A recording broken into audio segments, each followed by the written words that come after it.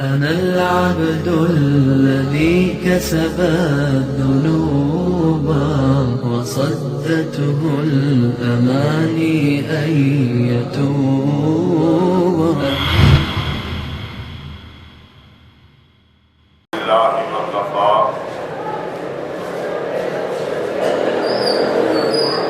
والصلاة والسلام على سيد الرسل وخاتم الأنبياء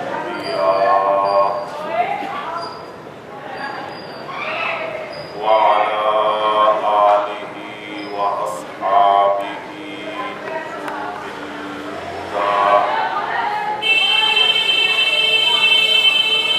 أما بعد فأعوذ بالله من الشيطان الرجيم. بسم الله الرحمن الرحيم.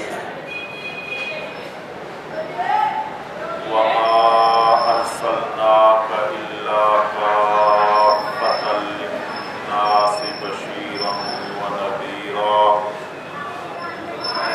ولكن أكثر الناس لا يعلمون.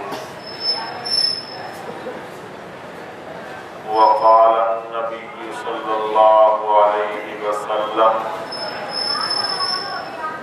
إن الرسالة والنبوة قد انقطعت فلا رسول بعدي ولا نبي. وقال النبي صلى الله عليه وسلم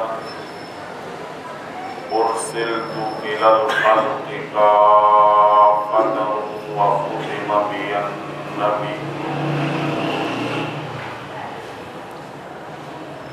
سبحانك لا علم لنا إلا ما علمتنا إنك أنت العليم الحكيم.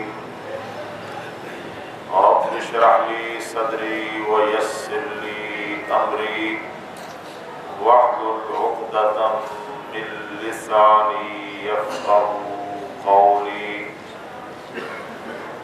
آمنت بالله صدق الله مولانا العظيم وصدق رسوله النبي الكريم الأمين. واجب التکریم علماء کرام، قابل سب احترام حاضرین جلسہ اور میرے طالب علم ساتھیوں،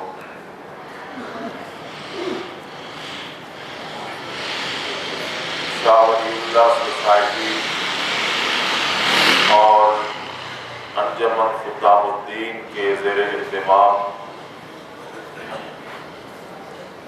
یہ ختم نبوت کانفرنس منعقد ہو رہی ہے۔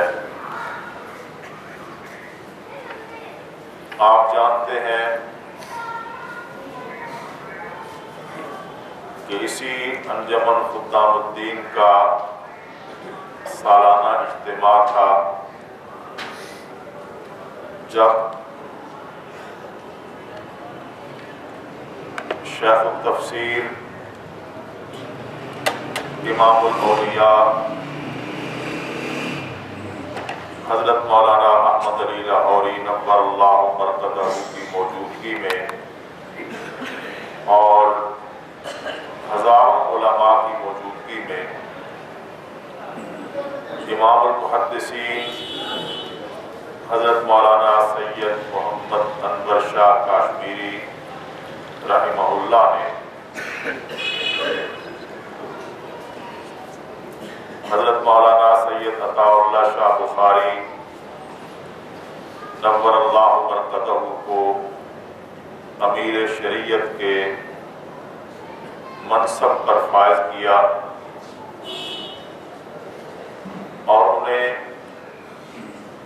عقیدہ ختم نبوت کی حفاظت کے لیے ایک طرح سے اپنی طرف سے مامور کیا۔ پھر تقریباً 500 علماء نے اسی اجتماع میں امیر شریعت سید عطا اللہ شاہ بخاری رحمۃ اللہ علیہ کے ہاتھ پر بیعت کی اور اس بات کا عہد کیا کہ ہم عقیدہ ختم نبوت کی حفاظت کے لیے اپنی ذمہ داریاں پوری کریں گے اور اس کے لیے اپنا تن من دھن قربان کر دیں۔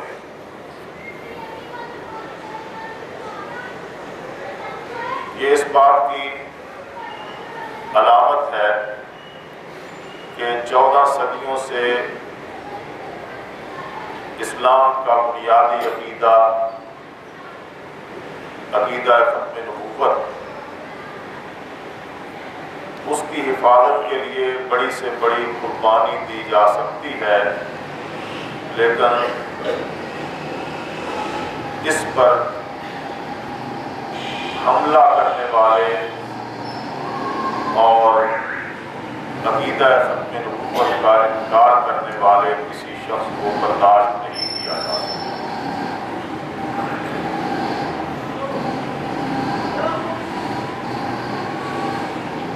جانشین امام الہدیٰ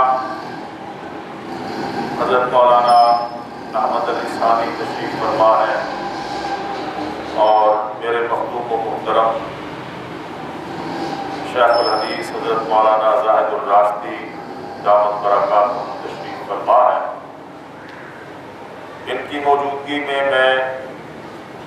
کوئی علمی گفتگو تو نہیں کر سکوں گا، لیکن اتنی بات کہ جس پر ہمارا ایمان چلا آ رہا ہے اور ہم اللہ سے دعا کرتے ہیں کہ زندگی کے آخری سانس تک اس ایمان پر اللہ ہمیں قائم رکھے، وہ یہ ہے کہ سید الکونین والثقلین، سید الانبیاء والمرسلین، سید الاولین والآخرین، خاتم النبیین والمعصومین، حضرت محمد الرسول اللہ صلی اللہ علیہ وسلم اللہ کے آخری نبی اور رسول ہیں۔ اب قیامت تک آپ کے بعد کوئی نیا نبی نہیں آ سکتا۔ قرآن مجید کی آیات دلیل کے طور پر موجود ہیں، سرور دو عالم امام الانبیاء علیہ التحیۃ والسلام کی احادیث موجود ہیں، صحابہ کرام رضوان اللہ تعالی علیہ اجمعین کا اجماع موجود ہے، اور پھر اس عقیدے پر امت متواتر 14 صدیوں سے کھڑی ہے۔ میں نے جو آیت کریمہ تلاوت کی ہے آپ کے سامنے، اللہ تبارک و تعالیٰ نے اس میں ارشاد فرمایا کہ اے میرے پیغمبر، ما ارسلناک الا کافۃ للناس بشیرا ونذیرا، ہم نے آپ کو تمام انسانوں کے لیے بشیر و نذیر بنا کے بھیجا ہے۔ اس کے علاوہ قرآن مجید کی وہ آیت کریمہ آپ کے ذہن میں ہے جس میں اللہ تبارک و تعالیٰ نے فرمایا کہ اے میرے پیغمبر، قل یا ایھا الناس انی رسول اللہ الیکم جمیعا، کہہ دیں، اعلان کر دیں کہ اے لوگو، میں تم سب کی طرف اللہ کی طرف سے رسول بنا کے بھیجا گیا۔ یہ اور اس طرح کی دوسری آیات دلیل ہے کہ پیغمبر دو عالم امام الانبیاء علیہ التحیۃ والسلام کو پوری نسل انسانیت کے لیے، بعد میں آنے والے تمام جہانوں کے لیے، تمام انسانوں کے لیے اور تمام جغرافیائی حدود کے لیے نبی بنا کر بھیجا گیا۔ لیکن اس کے علاوہ جیسا کہ حجت الاسلام والمسلمین حضرت مولانا محمد قاسم نانوتوی رحمۃ اللہ علیہ نے واضح طور پر ہمیں اس عقیدے کی طرف اور اس کی وضاحت کی طرف متوجہ کیا ہے کہ سرورہ دو عالم امام الانبیاء علیہ التحیۃ والسلام صرف بعد میں آنے والے انسانوں اور بعد میں آنے والے لوگوں کے لیے ہی نہیں، تمام امتوں کے لیے نبی بنا کر بھیجے، بلکہ اس سے اگلا قدم یہ ہے کہ پیغمبر دو عالم صلی اللہ علیہ وسلم کو اللہ تعالیٰ نے تمام امتوں کے لیے بھی اور تمام نبیوں کے لیے بھی نبی بنا کے بھیجا۔ اللہ تبارک و تعالیٰ نے عالم میثاق میں انبیاء سے وعدہ لیا کہ اگر تمہارے دور میں وہ میرا آخری رسول مبعوث ہو جائے تو لَتُؤْمِنُنَّ بِهِ وَلَا تَنْصُرُنَّهُ، تمہیں اس پر ایمان لانا ہوگا اور اس کی امداد کرنا ہوگی۔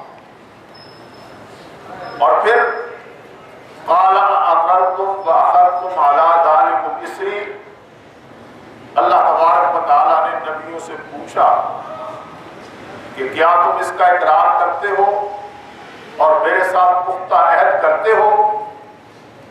تو قالوا اقررنا، سب انبیاء نے یہ کہا کہ اے الہ العالمین، ہم اس کا اقرار کرتے ہیں کہ محمد صلی اللہ علیہ وسلم اگر ہمارے عہد میں مبعوث ہو گئے تو ہم پیغمبر دو عالم کی نبوت پر ایمان بھی لائیں گے اور ان کے صحابی بن کر اور ان کے سپاہی بن کر تیرے دین کا کام کریں گے۔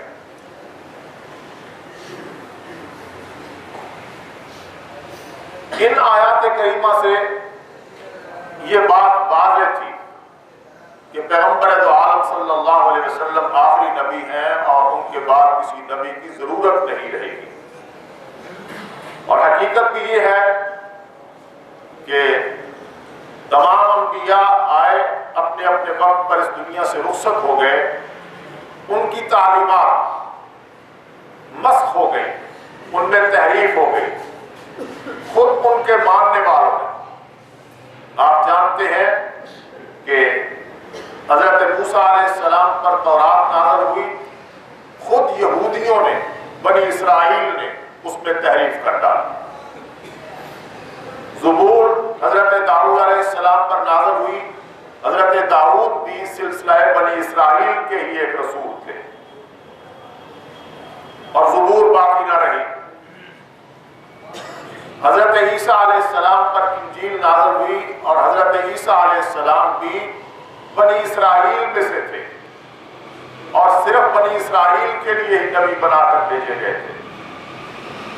لیکن حضرت عیسیٰ علیہ السلام پر نازل ہونے والی انجیل محفوظ نہ رہی۔ آج تو یہ بات اپنی جگہ پہ ایک حقیقت ہے کہ خود عیسائی دنیا حضرت عیسیٰ علیہ السلام پر کسی انجیل کے نازل ہونے کا اقرار ہی نہیں کرتے۔ وہ کہتے ہیں وہ تو اللہ کا بیٹا ہے، خدا کے ساتھ شریک ہے، وہ کوئی نبی اور رسول نہیں تھا کہ اس پہ کوئی کتاب نازل کی جاتی، وہ تو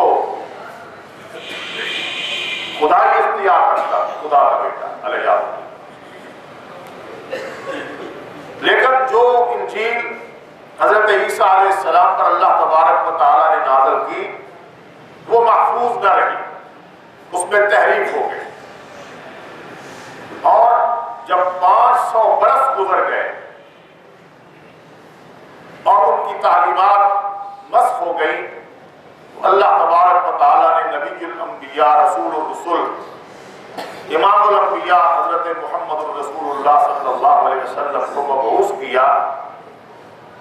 یہ ایک الگ موضوع ہے کہ اعلان نبوت کے بعد صرف 23 برس میں پیغمبر دو عالم صلی اللہ علیہ وسلم کی تعلیمات اور آپ کی نبوت اور رسالت کا کلمہ اس طرح قوت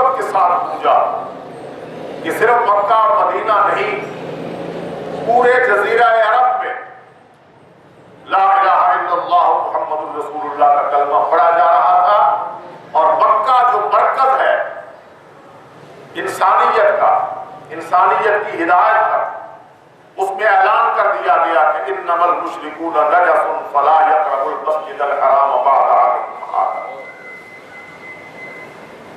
یہ کامیابی اللہ تبارک و تعالی نے پیغمبر دو عالم صلی اللہ علیہ وسلم کو دی، اور پھر پیغمبر دو عالم اس دنیا سے رخصت ہوئے تو کوئی زیادہ عرصہ نہیں گزرا، صرف 10-12 برس کے عرصے میں پیغمبر دو عالم صلی اللہ علیہ وسلم کے بعد پورا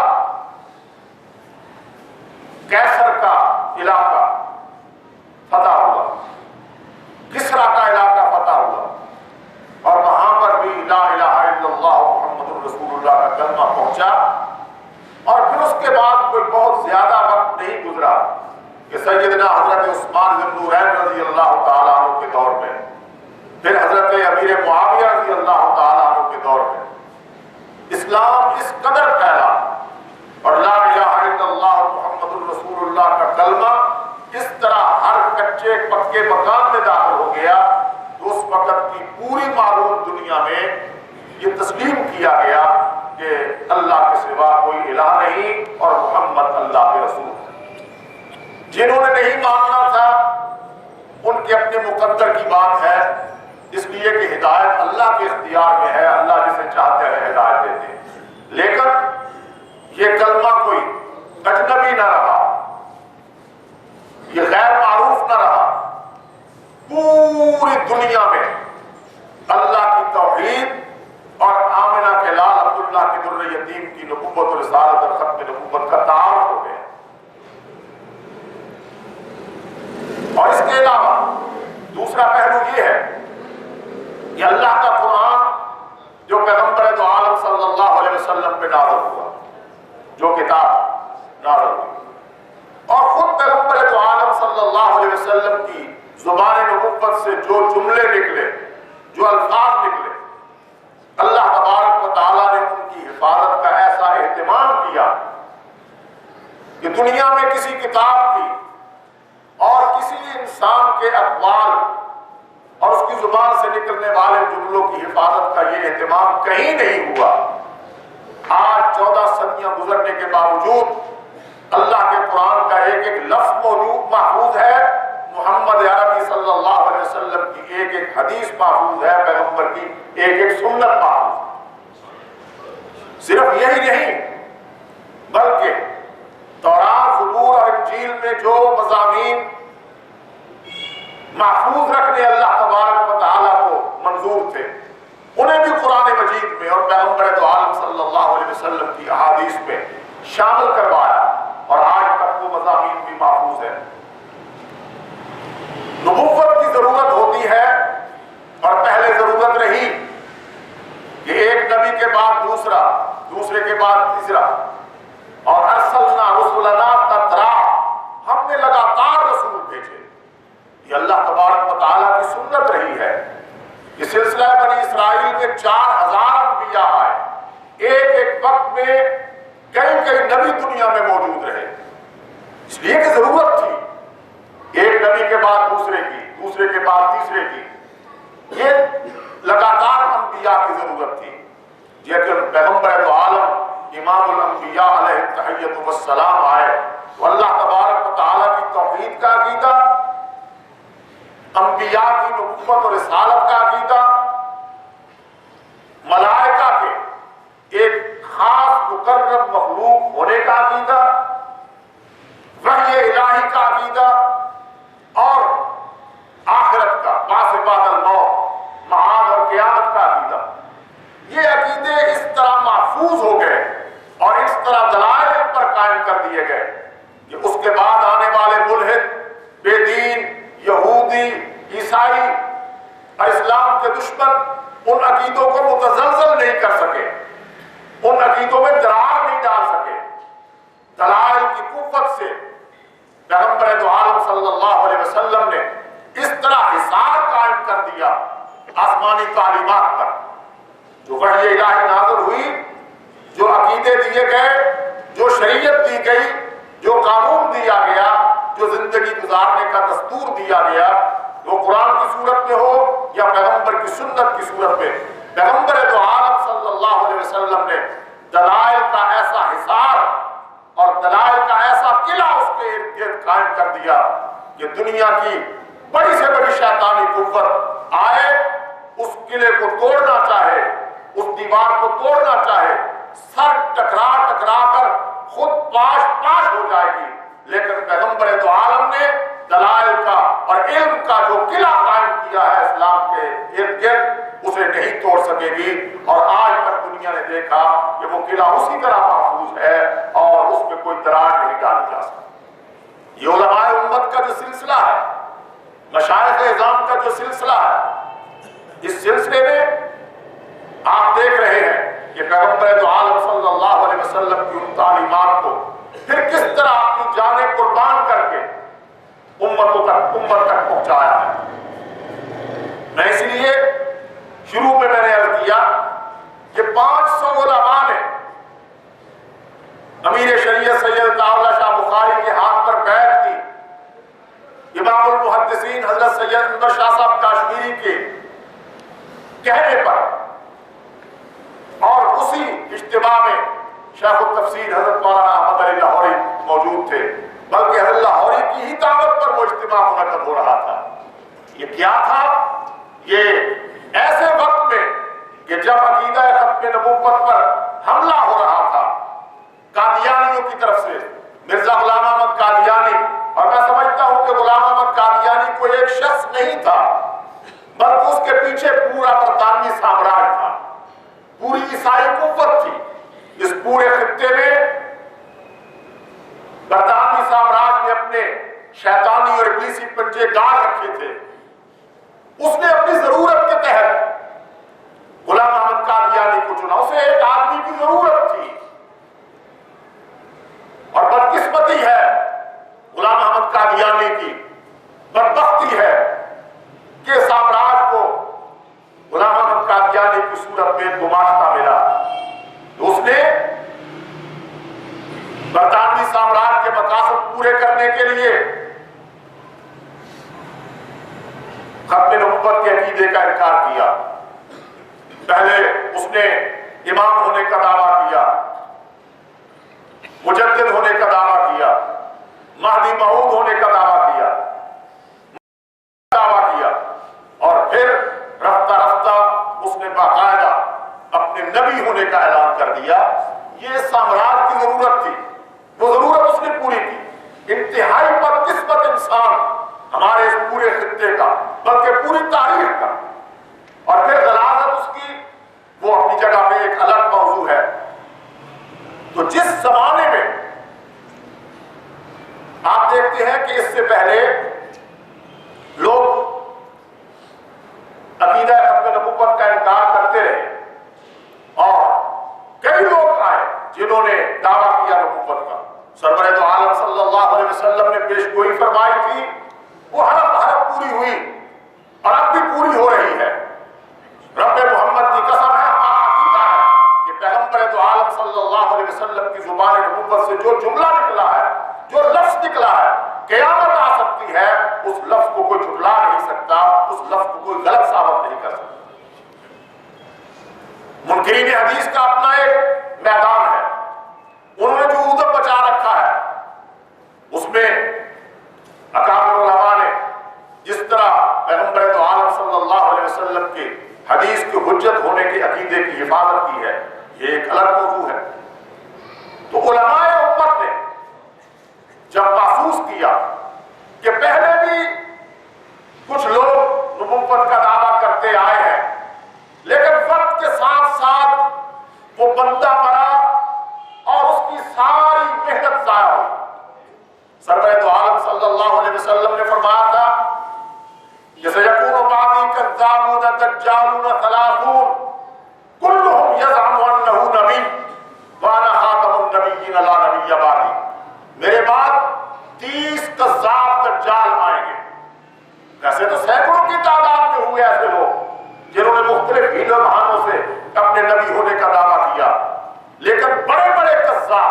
دجال، پیغمبر دو عالم نے فرمایا 30 ہوں گے، کلہم یزعم انہ نبی، ان میں سے ہر ایک دعویٰ کرے گا کہ وہ نبی ہے، لیکن یاد رکھنا انا خاتم النبیین لا نبی بعدی، میں آخری نبی ہوں، میرے بعد کوئی نبی نہیں ہے۔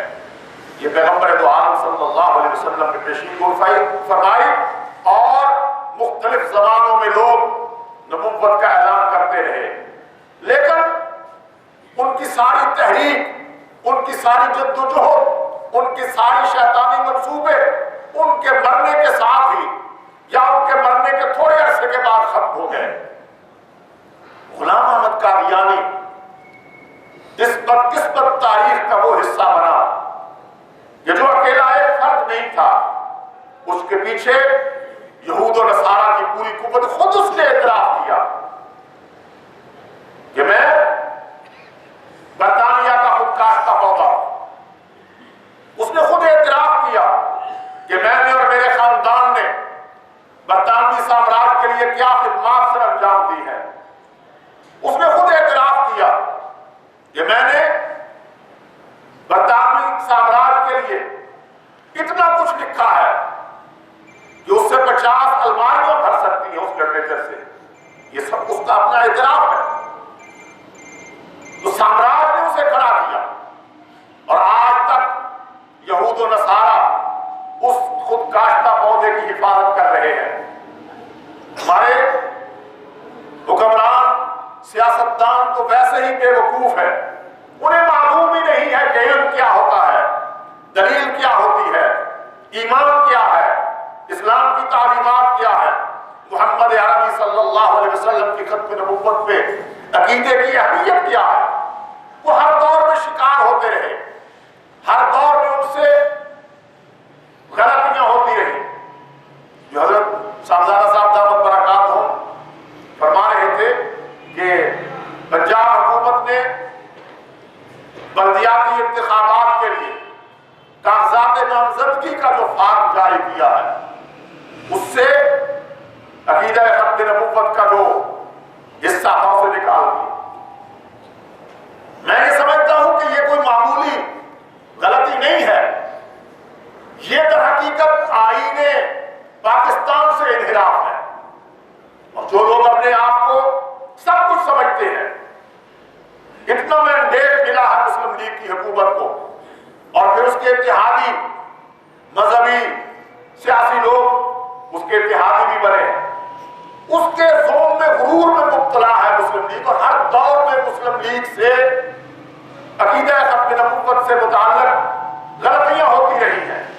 نہ جانے کیوں قادیانیوں کے بارے میں ان کا دل میں نرم گوشہ ہے۔ پاکستان بنا تو مسلم لیگ کی ہی حکومت تھی جس نے سب سے پہلا وزیر خارجہ قادیانی، سکہ بند قادیانی ظفر اللہ خان کو بنایا۔ وہ مسلم لیگ کی ہی حکومت تھی کہ جس نے سن 53 کی تحریک ختم نبوت کو کچلنے کے لیے اپنا پورا جبر اور اپنا ریاستی پورا زور لگایا۔ یہ تو اللہ تبارک و تعالیٰ کی اپنی حکمت ہے، اور اللہ تبارک و تعالیٰ کے اپنے فیصلے ہیں۔ وہ کام لینا چاہے تو کسی سے بھی لے سکتا ہے۔ تاریخ اس بات کی گواہ ہے کہ وہی چنگیز اور ہلاکو، وہی بربریت اور درندگی کی جو علامت بنے ہوئے تھے تاریخ میں، انہی کی نسلوں سے اللہ تبارک و تعالیٰ نے اسلام کا کام لیا۔ سن 74 کی تحریک ختم نبوت میں پیپلز پارٹی کی حکومت سے، ذوالفقار علی بھٹو سے اللہ تبارک و تعالیٰ نے آئین میں ترمیم کا وہ کام لیا کہ آج تک ہم الحمدللہ اس بات پر متفق ہیں اور مطمئن ہیں کہ اب پاکستان کے دستور میں قادیانیوں کو غیر مسلم اقلیت تسلیم کیا گیا ہے۔ یہ جو شعور بچتا ہے ہمیشہ کہ ہم مسلمان ہیں، صرف علماء کے دباؤ پر مذہبی لوگ ہمارے خلاف ہیں، ملائیت نے ہمارے خلاف پراپیگنڈا کر رکھا ہے،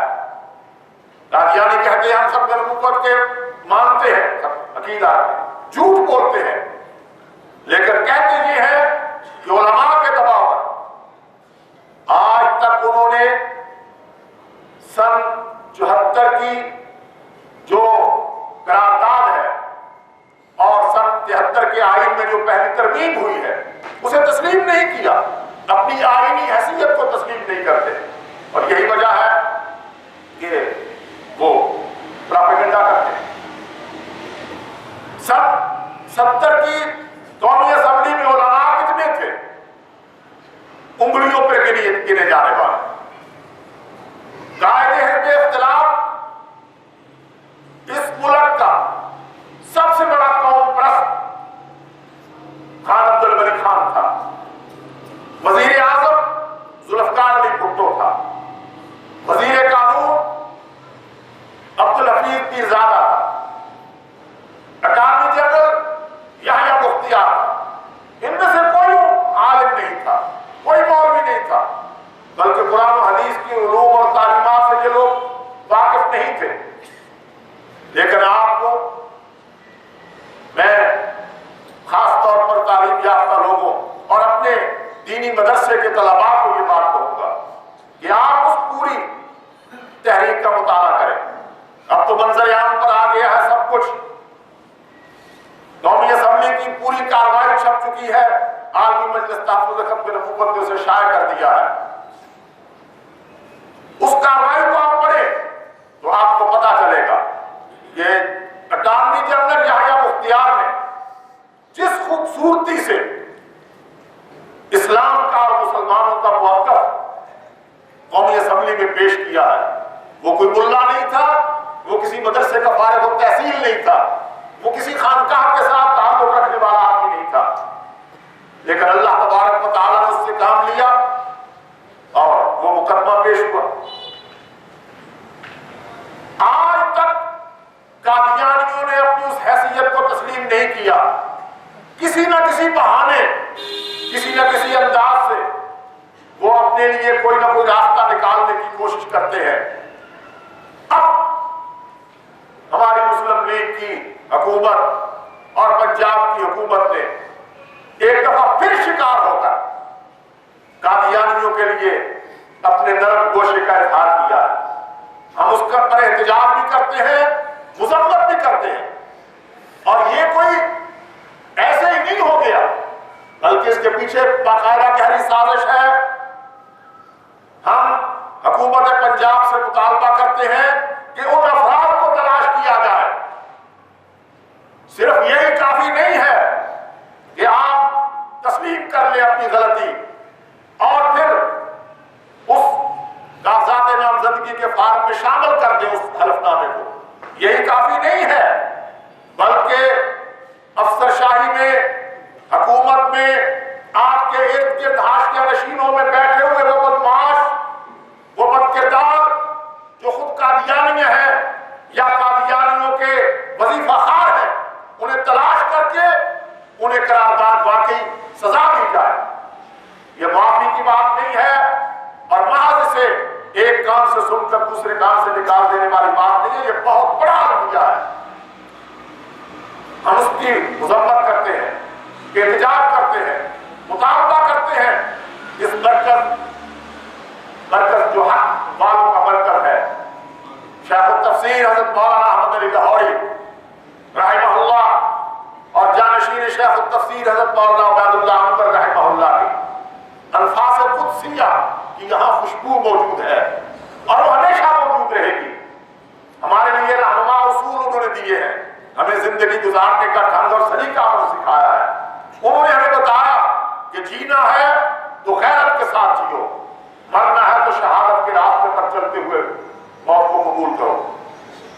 ان کی روحیں آج خوشی محسوس کر رہی ہے جب حضرت صاحب تشریف فرما ہے اور اس مرکز میں عقیدہ ختم نبوت کی حفاظت کے مسئلے پر گفتگو ہو رہی ہے، رد قادیانیت پر گفتگو ہو رہی ہے، تو میں یہ سمجھتا ہوں کہ ہمارے مشائخ کی، ہمارے مربیوں کی روحیں اس بات پر خوشی محسوس کر رہی ہوگی، اور ہمیں اس مرکز میں کھڑے ہو کر اس بات کا عہد کرنا چاہیے کہ جس طرح امیر شریعت سید اللہ شاہ بخاری رحمۃ اللہ علیہ کو اسی کام پر معمور کیا علماء نے اور ان کے ہاتھ پر بیعت دی، آج ہم آپس میں کسی کے ہاتھ پر بیعت کیے بغیر یہ عہد کریں کہ ہم جب تک زندہ ہیں عقیدہ ختم نبوت کی حفاظت کے لیے زندہ رہیں گے، رد قادیانیت پر کام کرتے رہیں گے، اور کسی معاملے میں بھی ہم آنکھیں بند کر کے ختم نبوت کے منکروں کے لیے راستہ نہیں چھوڑیں گے۔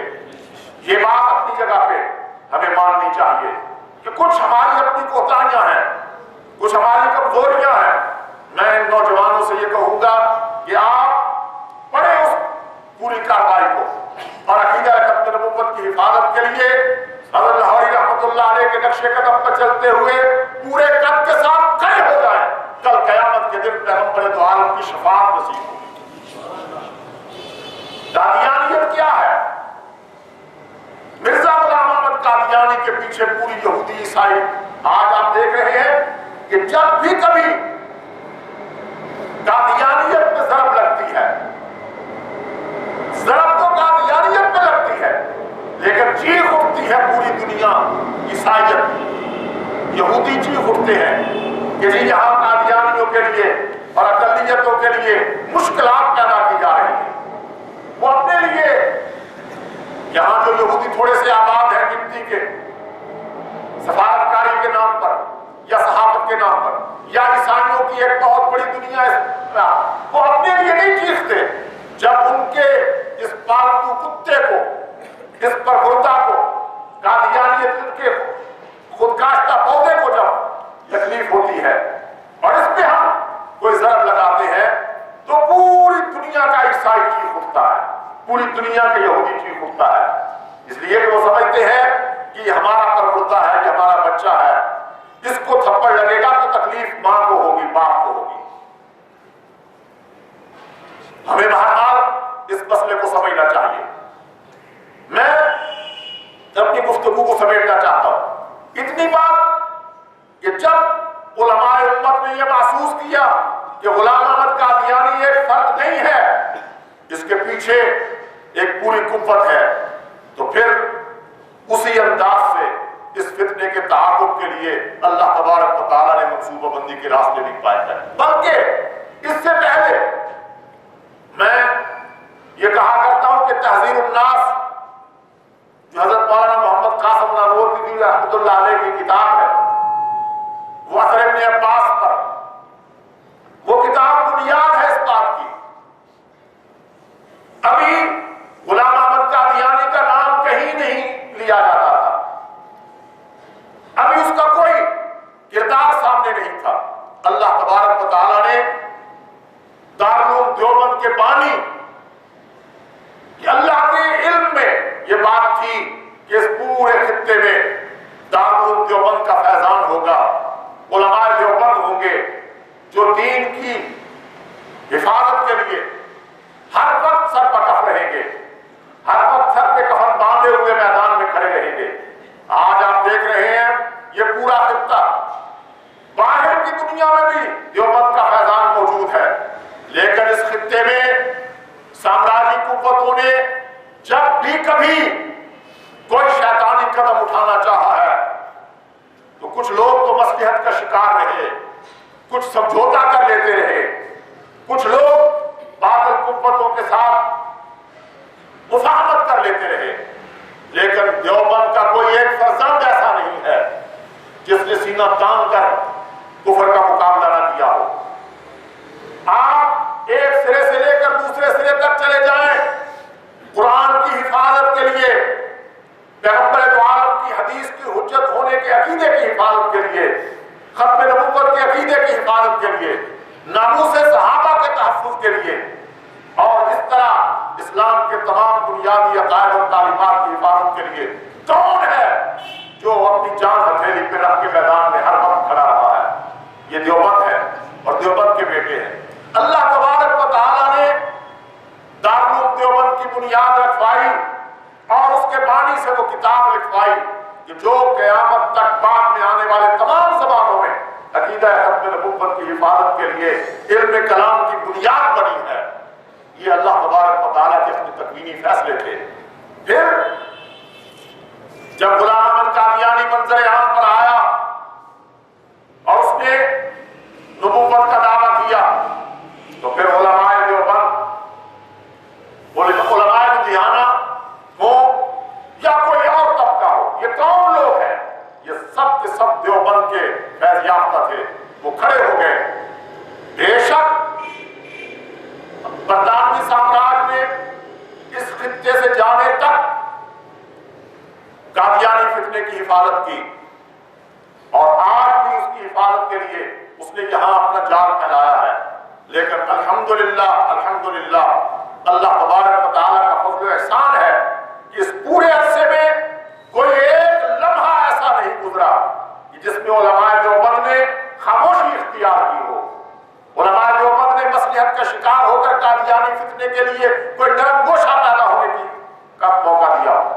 کھڑے ہیں اور عقیدہ ختم نبوت کی حفاظت کر رہے ہیں.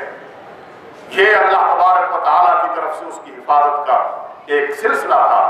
آج بھی میں سمجھتا ہوں کہ اس برکت سے عالمی مجلس تحفظ ختم نبوت اپنا کام کر رہی ہے.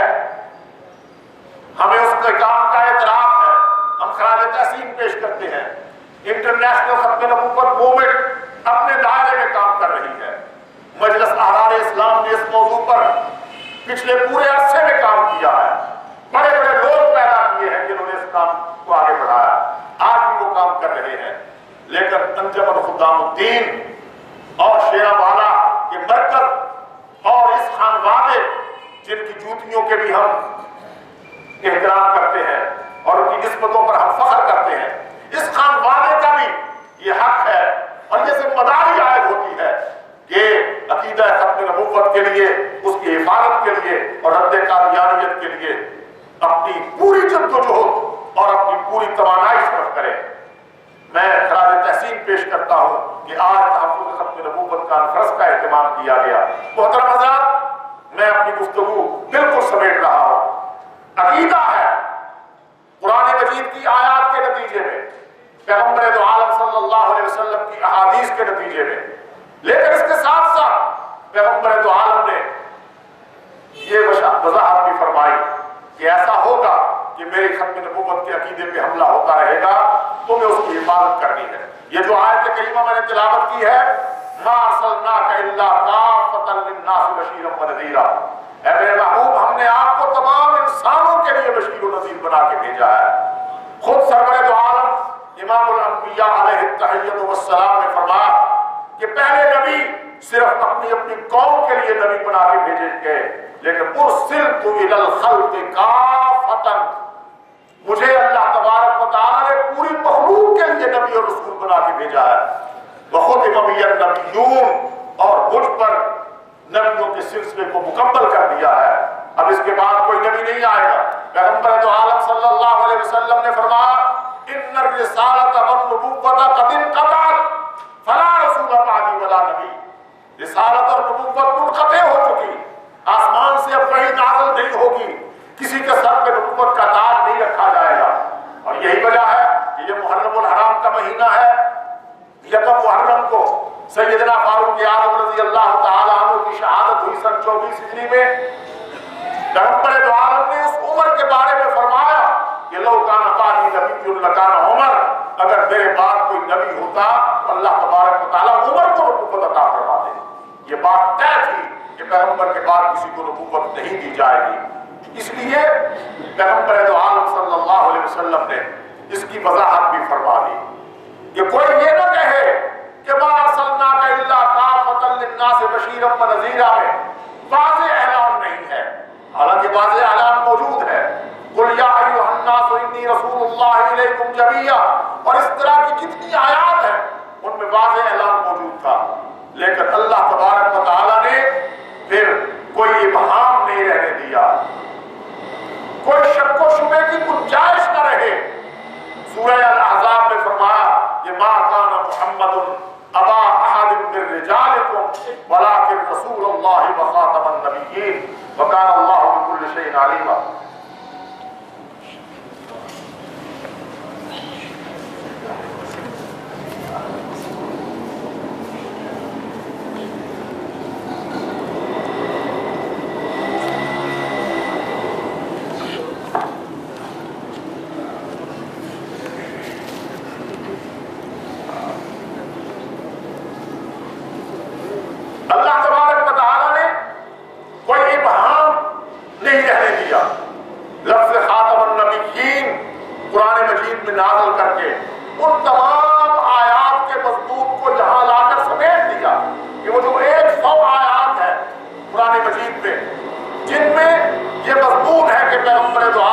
اللہ علیہ وسلم ساری نسل انسانیت کے لیے اور آنے والے سارے ادوار کے لیے نبی بنا کر بھیجے گئے ہیں، اس کا مفہوم کیا ہے، اس کا معنی کیا ہے؟ فرمایا اس کا معنی یہ ہے کہ خاتم النبیین، محمد آخری نبی۔ خاتم ہو یا خاتم ہو، علماء اور طلباء جانتے ہیں کہ انجام اور معاد یہی ہے کہ اس کا معنی ہے کہ پیغمبر تو عالم آخری نبی ہے۔ پیغمبر تو عالم کی 200 احادیث تھیں جن میں یہ مضمون موجود تھا، لیکن پھر پیغمبر تو عالم صلی اللہ علیہ وسلم نے اس خاتم النبیین کے معنی کو کسی ابہام میں نہیں رہنے دیا، اتنا واضح کیا اور فرمایا کہ انا خاتم النبیین لا نبی بعدی، میں خاتم النبیین ہوں، میرے بعد کوئی نبی نہیں ہے۔ یہ واضح اس لیے کیا کہ کوئی دجل نہ چلے، کوئی فریب نہ چلے، کوئی شیطانی منصوبہ بندی نہ چلے، کوئی مکر نہ چلے۔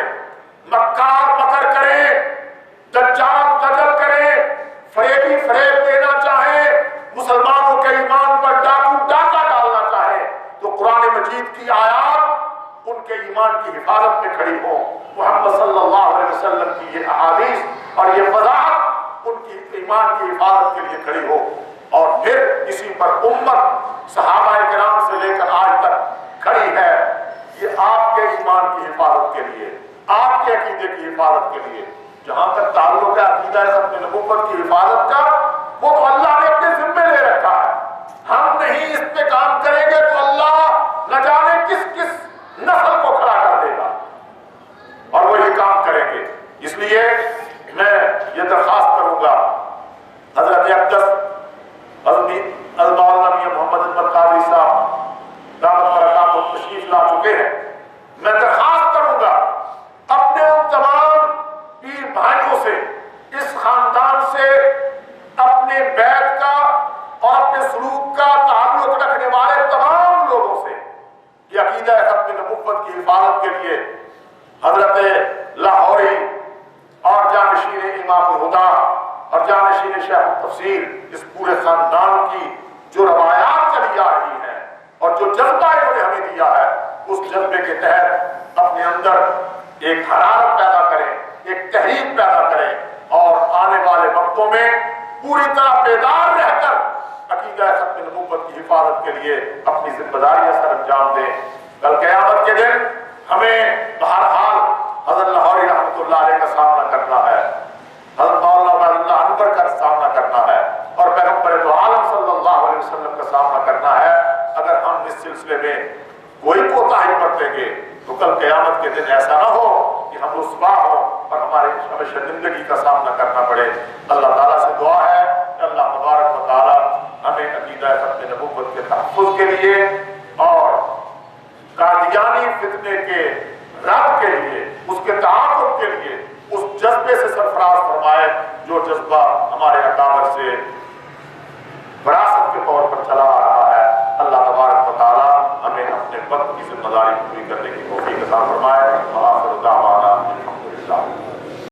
آج جیسے ہی جاتے جاتے گجرانوالہ سے کرتے ہوئے ذہن میں سوچ رہا تھا کہ مجھے وہاں کیا بات عرض کرنی ہے، تو وہ دو باتیں ذہن میں رہیں کہ شیرانوالہ میں کھڑے ہو کر بات کرنی ہے اور شاہ ولی اللہ سوسائٹی کے ٹائٹل سے بات کرنی ہے۔ تو میں نے اس کی مناسبت سے ایک پہلو اپنے ذہن میں سوچا، اس پہلو پہ بات کروں گا۔ دعا کرے اللہ رب العزت مجھے اپنی بات صحیح طور پہ عرض کرنے کی توفیق۔ ختم نبوت کے عقیدے کے تحفظ کے تقاضے کیا ہے، یہ تو آپ نے دونوں بزرگوں سے تفصیل سے بات کی، میں اس میں صرف اتنا اضافہ کروں گا کہ قادیانی جس طرح مولانا فاروقی صاحب فرما رہے تھے کہ عالمی استعمار کا اعلی کار ہے، اس کی ایک چھوٹی سی واقعاتی شہادت رضیہ صاحب کو اگر ہم یاد ہوگا، آج سے گروبہ صدی پہلے کی بات ہے، یہاں امریکہ میں یا لاہور میں امریکہ کے ایک کونسلیٹ جنرل ہوتے تھے رچرڈ میکی، یہ لاہور میں کونسل جنرل تھے اور بڑے متحرک قسم کے کونسل جنرل تھے۔ ہمارے جمعیت علماء اسلام کا ایک وفد پریزیڈنٹ مکی سے لاہور کے کونسل خانے میں پریزیڈنٹ مکی سے ملا کچھ مسائل کے لیے. مولانا بشیر احمد شاد بھی تھے، میرے خیال میں میاں صاحب 3-4 بزرگ اور تھے. تو ہم گفتگو کر رہے تھے کچھ مسائل پر. میرا نام جب آمنے ان کے سامنے آیا تو پریزیڈنٹ مکی وہاں سے اپنے کرسی سے اٹھے، اندر چلے گئے، اندر سے 2 فائلیں اٹھا کر لائے گئے اور مجھ سے پوچھا کہ مولانا آپ چک سکندر میں کیا کر رہے ہیں؟ 2 بڑی فائل لا کے میز پہ رکھے. مجھ سے پوچھا کہ آپ چک سکندر میں کیا کر رہے ہیں؟ میں نے کہا چک سکندر اور پریزیڈنٹ مکی مسئلہ کیا ہے؟ چک سکندر کیا تھا؟ کھانیہ تحصیل کا ایک گاؤں ہے، میں نے ابھی تک نہیں دیکھا وہ، اس کا کیس میں نے لڑا ہے. کھانیہ تحصیل کا ایک گاؤں چک سکندر، وہاں قادیانیوں اور مسلمانوں کی لڑائی ہوئی تھی. قادیانی تکڑے چوکی تھے، وہاں کچھ قتل قتال آپس میں ہوا تھا. پہلے انہوں نے مسلمان کو شہید کیا، پھر مسلمان پڑے تو ان کے 2-4 آدمی 1-2 آدمی مار دیے اور مکان جلے اور اتنا سا بات تھی. گجرانوالہ کیونکہ ڈویژنل صدر مقام ہے، اس کے کیس کی پیروی میں میں شریک رہا ہوں اور میرا نام آتا رہا ہے. گجرانوالہ بیٹھ کر اس کیس کی پیروی میں شریک رہا ہوں. تو مجھے سچی بات ہے بہت حیرانی ہوئی کہ جب سکندر کا ایک گاؤں کا واقعہ ہے اور امریکن کانسولیٹ جنرل ہم سے بیٹھ کے کونسل خانے میں ڈسکس کر رہا ہے اور اس میں فائلیں کھول کر دکھائی، یہ ان کی گائے جل گئی ہے، یہ دیکھو ان کا مکان چھت جل گئی ہے، یہ ان کا شہید ہے، یہ ان کی بکری جل گئی ہے، یہ ہوا ہے. تو 30-40 تصویریں 2 فائلوں میں بکریوں کی اور گائے کی اور شہید کو دکھ رہی ہوں. خیر بات اردو وہ کرتا تھا، عربی بھی اچھی بولتا تھا، اردو بھی بہت اچھی بولتا تھا، عراق میں بھی رہا. میں نے کہا یار باقی باتیں چھوڑو. اکثر کا ایک داخلی معاملہ ہے. پاکستان کے ایک دور دراز کے گاؤں میں 2 گروہ آپس میں لڑے ہیں. ان میں ایک قادیانی ہے، مسلمان ہے، ان کا آپس میں قتل و قتال ہوا ہوتا رہتا، بڑا روز ہوتا رہتا ہے. اس سے امریکہ کو کیا ہے؟ عدالت میں کیس ہے، کیس لڑ رہے ہیں، وہ بھی لڑ رہے ہیں، ہم بھی لڑ رہے ہیں. یہ چک سکندر کے کیس سے واشنگٹن کو کیا دلچسپی ہے؟ میں یہ پوچھنا چاہ رہا ہوں. میں نے ایک جملہ کہا، ان کا مولوی صاحب مجھے ابھی تک اس کے الفاظ یاد ہیں. پاکستان میں احمدیوں کو کوئی کانٹا بھی چبھے تو امریکہ مجھ سے پوچھتا ہے کہ کیوں چبھا.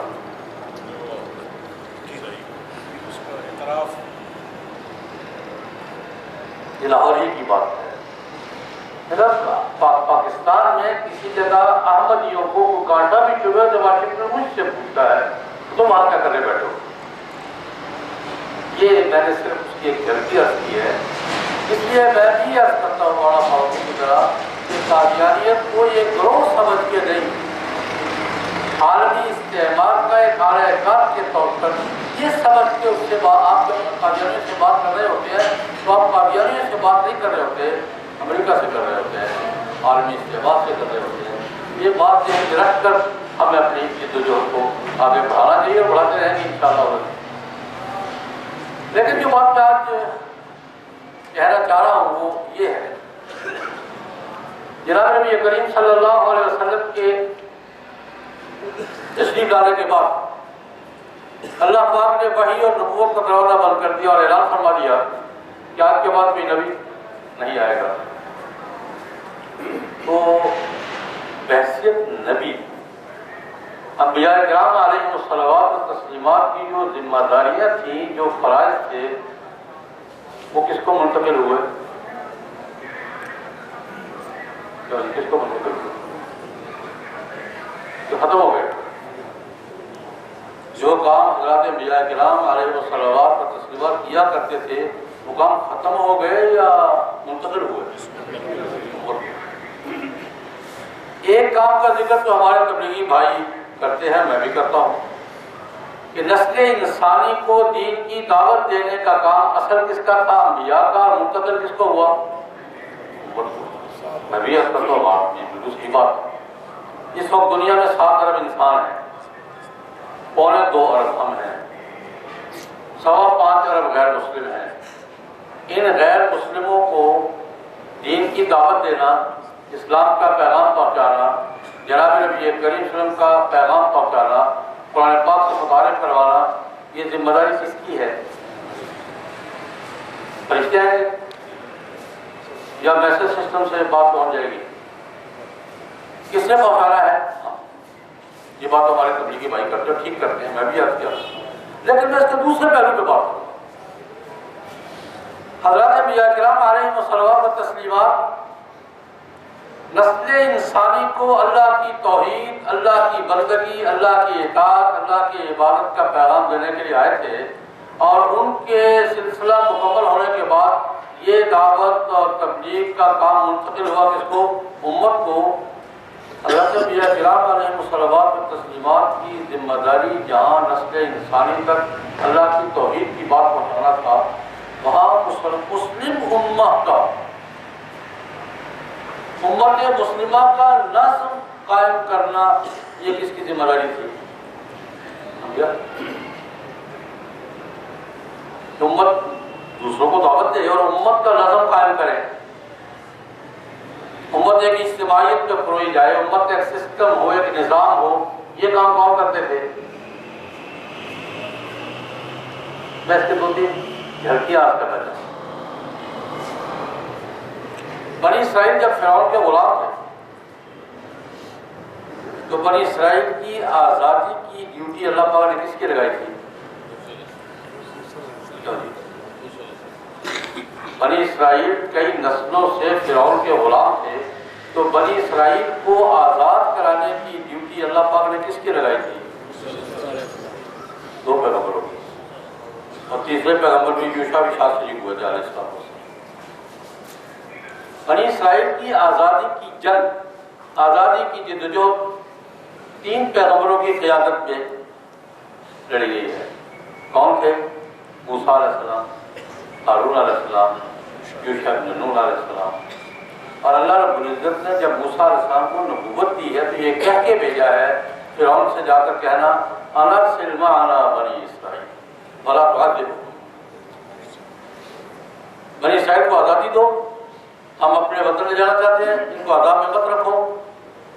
اور ایک بات قرآن پاک نے اور ذکر کی ہے، اللہ اکبر کبیرہ، فرعون نے جب موسیٰ علیہ السلام نے آزادی کی بات کی، اللہ کی توحید کی بات کی، پھر اللہ کی بندگی کی بات کی، پھر بنی اسرائیل کی آزادی کی بات کی، تو فرعون نے تانا دیا تھا،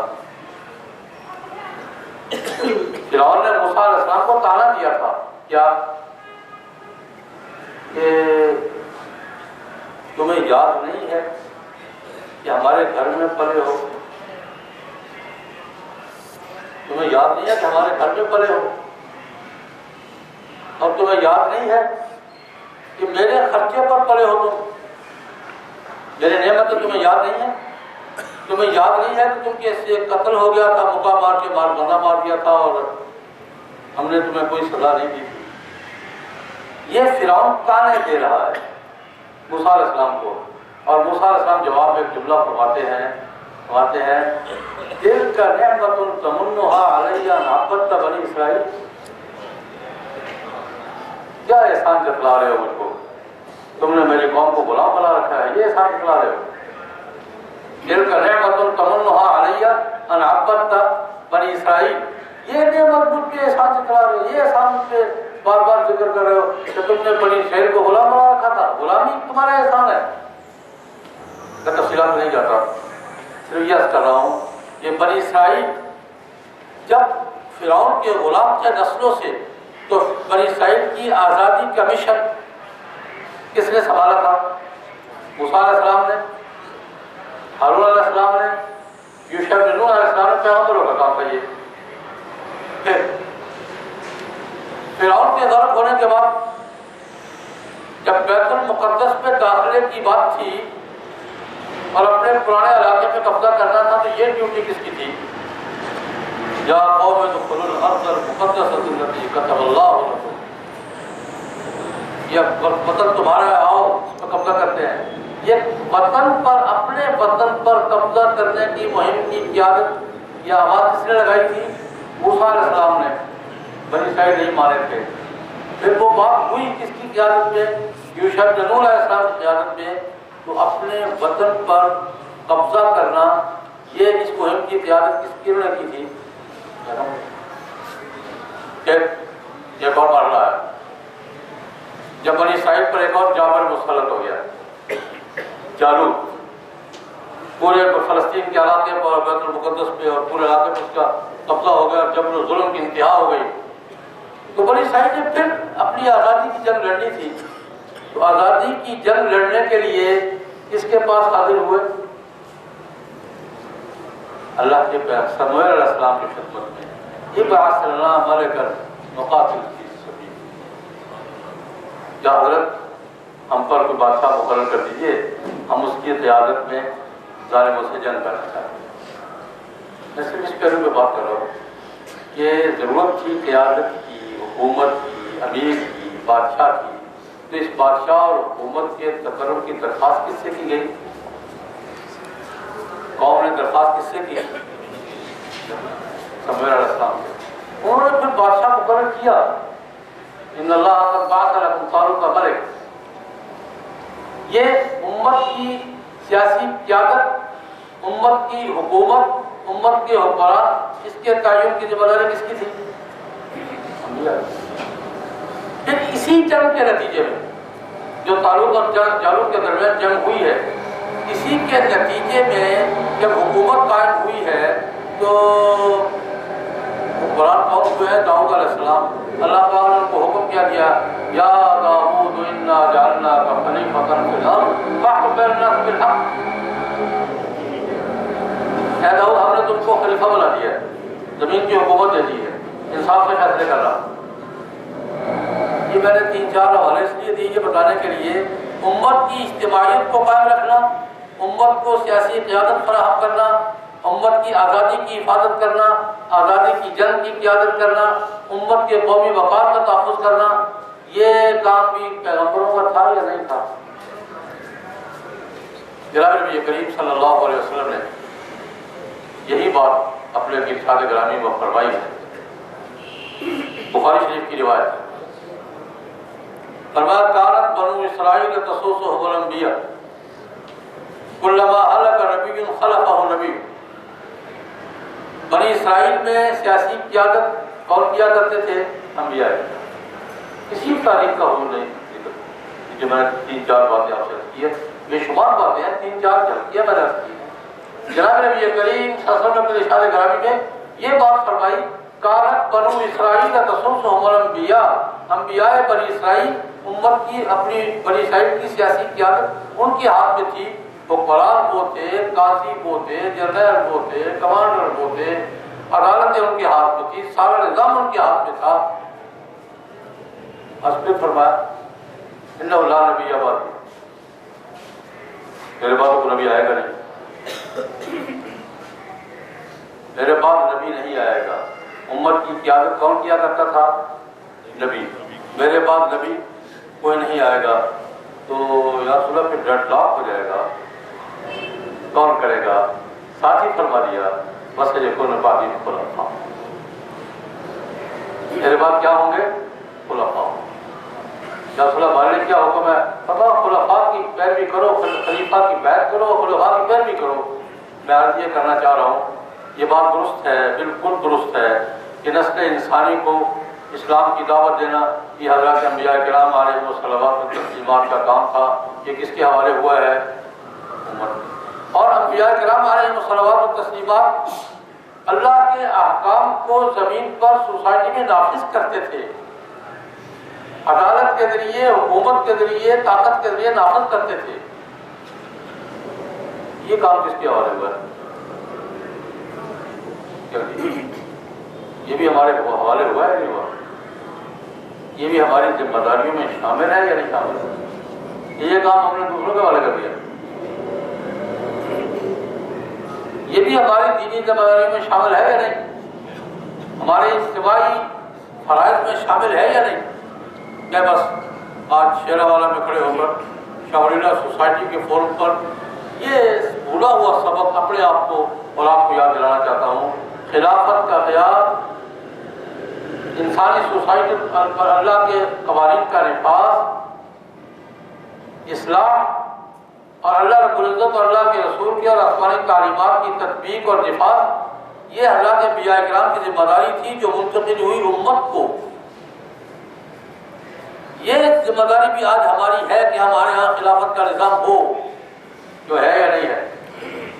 یہ ہماری ذمہ داری ہے کہ ہم اللہ کے احکام کی تبلیغ بھی کریں، اللہ کے احکام کا نفاذ بھی کریں. پیغمبر کا کام دعوت بھی تھا، نفاذ بھی تھا. پیغمبر کا کام تبلیغ بھی تھا، اس کی تطبیق بھی تھا. آج ہماری یہ ذمہ داری بھی ہے. ہمارے علماء امت عرصے سے آواز لگا رہے ہیں، جمعیت علماء اسلام بھی آواز لگا رہی ہے جو اس سبق کی طرف.